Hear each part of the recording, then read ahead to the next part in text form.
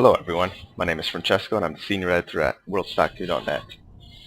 Today I'm going to show you a game called Cornerstone, the Song of Tyrim. Cornerstone is a game developed by a Swedish studio called Ascension Games. It is currently on Kickstarter, so it's just over halfway through its goal of $30,000, and this is their alpha demo, which is meant to be more like a sneak peek into the game, into what this game could be if it gets funded. So here it is.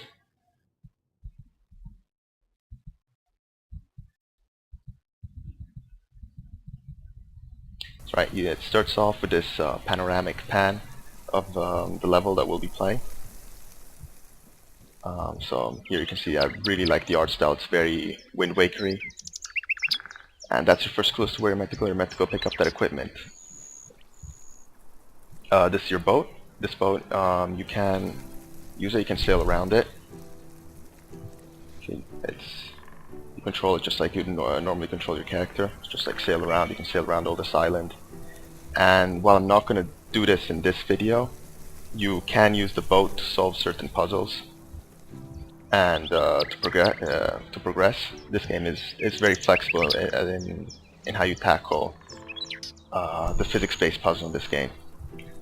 Because at the end of the day, Cornerstone was heavily inspired by games such as The Legend of Zelda and Dark Souls. I mean, the art style speaks for itself. It looks a lot like Wind Waker. Also, the sound and general atmosphere of the world is very Wind Wakery.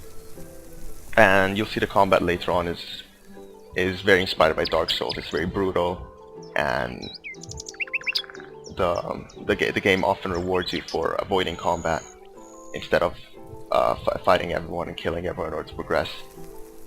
So over there, you can see that island over there, the hammer and shield. That's our equipment. That's what we're meant to get to, is there. And in order to get to the island, then we have to go up there. In order to get there, we have to cross this bridge. And in order to cross the bridge, we have to climb that ladder. In order to climb that ladder, we have to get onto that cliff. So Cornerstone uses physics to solve its puzzles. So you're gonna have to get used to the way objects move and work in the world in order to progress through it. So here you can see I'm just touching this, and it's spinning the platform so that I can jump onto that and then onto that cliff. I think this distance looks good, so we'll give it a shot. Alright. Okay. Now we made it across. These are all little items they can use in the crafting system in the game. I'll show you that in a moment. But they're scattered around the world. Alternatively, if you do run out of resources, you can buy them at the vendor with the gold that you can see on the top left of the screen. But as long as you're careful and don't screw up too much, what's around the world is more than enough. See, there's those sticks down there. You can go pick these up, and we'll use this for crafting soon enough. That's a crafting recipe. So now that I picked this up, I've learned something new, which is a torch. So if we craft this torch right now, boom, I'm holding it down there. You can see it's not actually lit yet.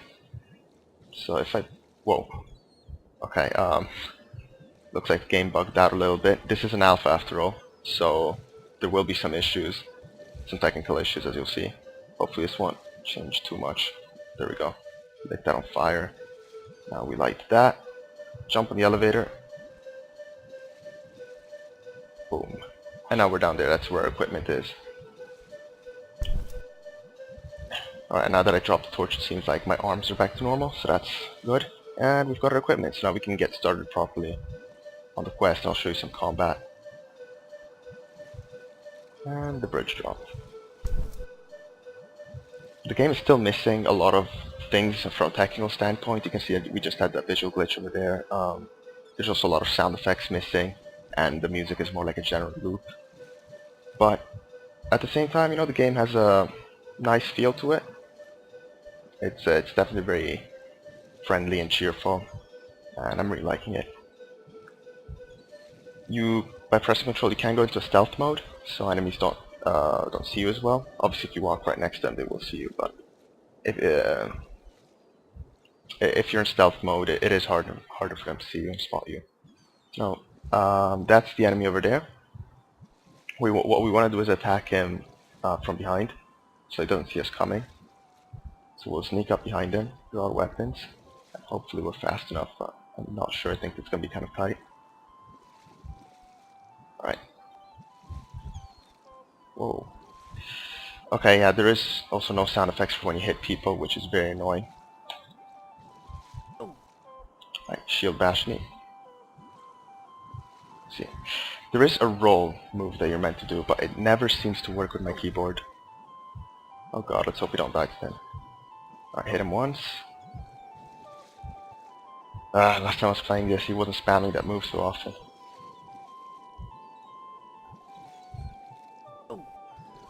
And I'm dead. Anyways, I respawn right here. Oh, I'm still locked onto him. I mean, the combat, I don't really like it in this game. I think it's very clunky, as you can see. It's really not friendly, and the fact that there's no audible feedback for when you hit someone is a problem. And in general, I just think it's too hard. Like I should not have to spend 5 minutes just trying to get around the guy. I know that this combat was inspired by Dark Souls, so in a way you can kind of see how you're meant to be rolling and dodging and using your shield a lot. But at the same time, I feel for a game like this, you don't need such brutal combat in order to discourage the player to do it. Alright, see, we're almost done here. Might just have to die again. Anyways, you've got 3 lives, and if you run out of those, you just start at the beginning of the level, but without having to do all the objectives again. I'm just getting dizzy just from doing this. Needs one more hit. Anyways, after this guy, I usually avoid the combat. Oh god, I'm dead again. God damn it.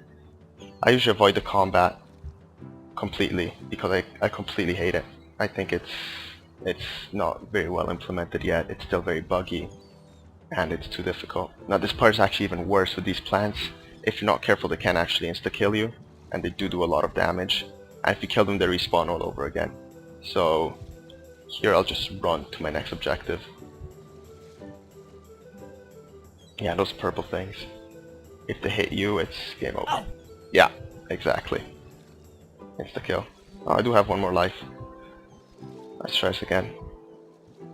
If I hold up my shield, although last time it really didn't help. Here, I'll just run past this guy. And the enemies, I mean, once they spot you, they will just chase you. And they'll keep on chasing you up until the terrain doesn't allow them to keep on going. So you'll see here, they'll stop dead right there.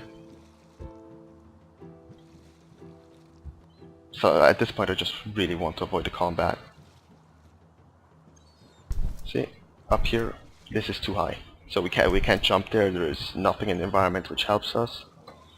So we could use our crafting to create a crate. There we go. And now I can drop this down there and make my way to the top this way. Excuse me. And jump on top of this. And here we are, making our way to the top of the mountain. By making our way on the top of the mountain here, we'll be able to sneak into the enemy castle without being seen, which is going to make it a lot easier for me, and it's going to avoid a lot of combat. Here we're at the top. There's a guard right there, so we'll sneak behind him, like before. Except this one won't turn around.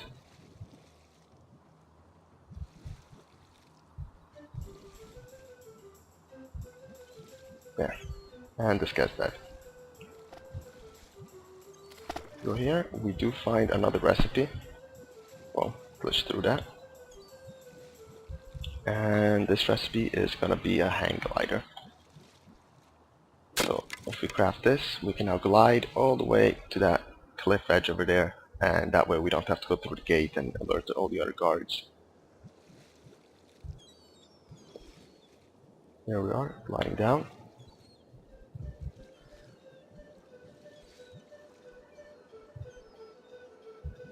Okay, now here I'll try and sneak my way past that guard, but I think it's just going to be easier to run. I'll drop my parachute, a hang glider actually. Just run away from that guy. Hit the switch, which is going to open the gate back there. See, it's opening up. So now we can go there, and that's the next area of the game, the next and actual final area of this fairly short demo for Cornerstone. So just going to pick that up, and back down here.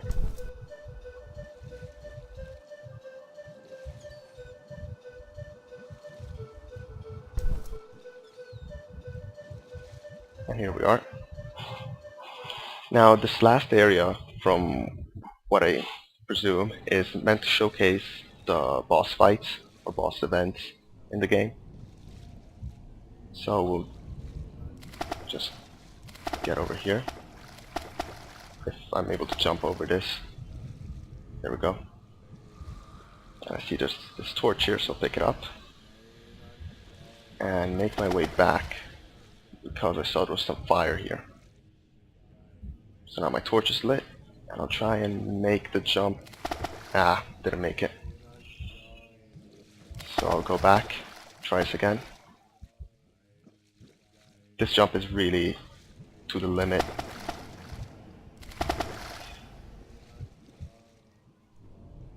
So it might take me a couple tries. Alright, we did it. And yeah, I can light this on fire. And that's gonna, whoa, break that sword.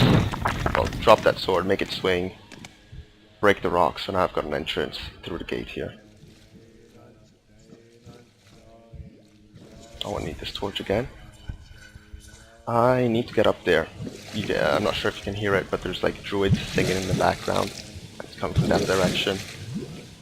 And then there's this pool of acid which won't let me jump up there. So I can use that rock. Pick this up, and there's weird noises coming out from it, and smoke. I really don't know what this is all about. Now there's the fire that's going on over here. I don't know what the use of it is. But either way, we picked up this big rock, and now we can just drop it on the acid, making sure not to touch it. Oh, I think that worked. If we touch it, then we lose a little square of our health. Pick this back up again. And drop it down here.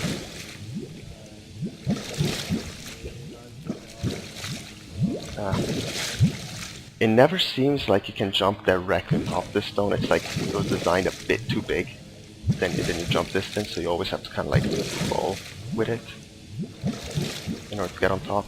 Yeah, that worked.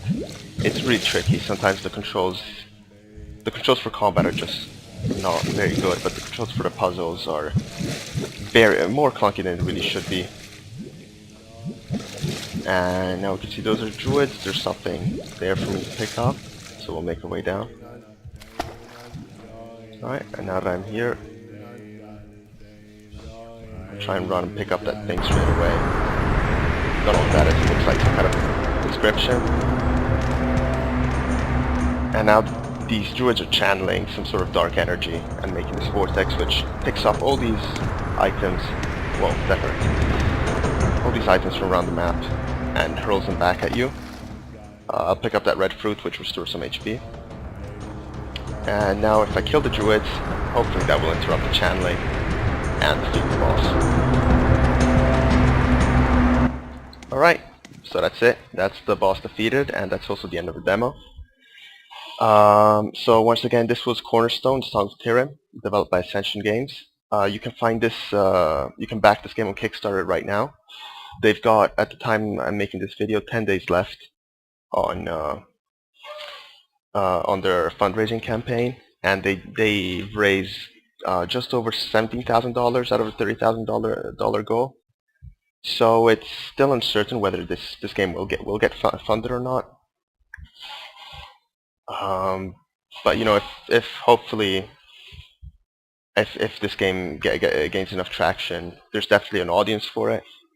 I mean, the art style is gorgeous. I'm in love with the art style, and I love the music and general look and feel of the game. I think it's great. I love the Wind Waker look. Um, the combat I'm really not a fan of. Same with the general controls. Like your character does feel very floaty, and interacting with objects is still not great. However, this was an alpha. Technical issues aside, it was pretty decent. It did show the breadth of the different ways you can solve puzzles. I'm not sure if you guys saw very well, but there are different ways you can tackle the objective. So in that part where I ran away from the Vikings and made my way up the cliff, I could have decided to battle and then breach the castle through the front. I could have used my ship to go around the island and then find a different point of entry. I mean, it's definitely very flexible when it comes to puzzles. The combat does need some work, and yeah, general bug fixing. But the core for a good game is there. So if you're interested, please feel free to back their Kickstarter. I'll put a link in the description. If you want to read my written preview on World's Factory for this game, I'll put a link down there as well. In the meantime, thank you for watching, and check out the game.